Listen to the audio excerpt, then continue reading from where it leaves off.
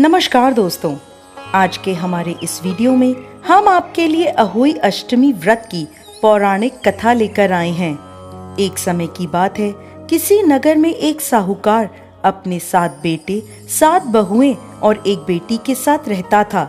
दीपावली से कुछ दिनों पहले घर के आंगन को लीपने के लिए साहूकार की बहुएं और उसकी बेटी मिट्टी लेने के लिए गईं। मिट्टी खोदते समय साहूकार की बेटी की खुरपी से स्याऊ के बच्चे मर गए। यह देखकर स्याऊ नाराज हो गई और बोली, जिस तरह तूने मेरे बच्चे मारकर मुझे निसंतान किया है, उसी प्रकार मैं तुझे भी निसंतान कर दूंगी। मैं तेरी कोख बांध दूंगी।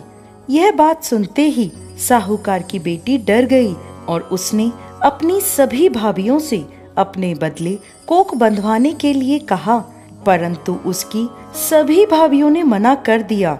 लेकिन सबसे छोटी भाभी ननद के बदले अपनी कोख बंधवाने को तैयार हो गई। उसके बाद से जब भी छोटी बहू के कोई संतान होती, वो 7 दिनों के बाद मर जाती थी। हर साल अहोई अष्टमी का व्रत आता। एक तरफ उसकी सभी जेठानियां व्रत करती, कथा सुनती और अपनी संतान की लंबी उम्र की कामना करती, तो दूसरी ओर छोटी बहू अपने घर में रोया करती।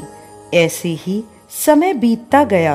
एक दिन एक ब्राह्मण को बुलवाया गया और इसका समाधान पता लगवाया गया। तो वह ब्राह्मण बोले कि इस श्राप से मुक्ति के लिए तुम्हें सुरई गाय की सेवा करनी होगी। सुरई गाय स्याऊ की सहेली है। उसके कहने पर यदि स्याऊ तुम्हारी कोख छोड़ दे तो तुम्हारे बच्चे जी जाएंगे। यह सुनकर छोटी बहू ने अगले ही दिन से सुरई गाय की सेवा करना शुरू कर दिया। वह प्रतिदिन सुबह तड़के उठकर उसका गोबर आदि साफ कर देती, उसे चारा डाल देती और साफ पानी भर दिया करती थी। सुरई गाय ने सोचा, ये सुबह सुबह मेरी सेवा कौन करता है, इसका पता लगाना होगा। अगले दिन सुरई गाय जल्दी उठ गई और देखती है कि साहूकार की सबसे छोटी बहू सारा काम कर रही है। यह देखकर सुरई गाय बोली, तुम किस लिए मेरी सेवा कर रही हो? तो वह बोली, माता, स्याऊ माता ने मेरी कोख बांध रखी है, जिस वजह से मेरे बच्चे नहीं जीते। यदि आप उनसे कहकर मेरी कोख खुलवा दो तो मैं आपका बहुत उपकार मानूंगी। यह सुनकर सुरई गाय उसके साथ 7 समुंदर पार स्याऊ माता के पास चल दी। रास्ते में थक हार कर वो दोनों एक पेड़ की छांव में बैठ गए। जिस पेड़ के नीचे वो दोनों बैठे थे, उस पेड़ के ऊपर गरुड़ पंखनी का घोंसला था, जिसमें उसके छोटे छोटे बच्चे थे। थोड़ी देर में साहूकार की छोटी बहू ने देखा कि वहां एक सांप उन बच्चों को खाने के लिए आया है। यह देखकर छोटी बहू ने उस सांप को मार डाला।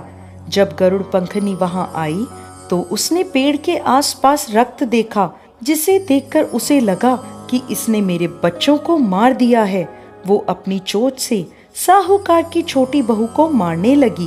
तब वह बोली, मैंने तुम्हारे बच्चों को सांप से बचाया और तुम मुझे ही मार रही हो। ये सुनकर गरुड़ पंखनी खुश हो गई और बोली, तुम जो चाहे मुझसे वर मांग लो। तब छोटी बहू बोली, बहन, 7 समुद्र पार स्याऊ माता रहती है, तुम हमें वहां तक पहुंचा दो। गरुड़ पंखनी ने उन दोनों को अपनी पीठ पर बिठाया और 7 समुंदर पार स्याऊ माता तक पहुंचा दिया। स्याऊ माता सुरई गाय को देखते ही प्रसन्न हो गई और बोली, आओ बहन, बड़े दिनों में आई हो, अब आई ही हो तो मेरे बालों में से जुएं निकाल दो। तब सुरई गाय के कहने पर साहूकार की बहू ने स्याऊ माता के सिर से सारी जुएं निकाल दी। इस पर खुश होकर स्याऊ माता ने छोटी बहू को आशीर्वाद दिया कि तेरे 7 बेटे और 7 बहुएं हों। यह सुनकर छोटी बहू बोली, माता, मेरे तो एक भी संतान नहीं है। स्याऊ माता ने पूछा, ऐसा क्यों? तो वह बोली, माता, यदि आप वचन दें तो मैं इसका कारण आपको बता सकती हूँ। स्याऊ माता ने उसे वचन दे दिया। स्याऊ माता को वचनबद्ध करने के बाद छोटी बहू बोली, माता, मेरी कोख आपके पास बंधी है, उसे खोल दें। यह सुनते ही स्याऊ माता बोली, अरे मैं तो तेरी बातों में आकर धोखा खा गई, तूने तो मुझे ठग लिया।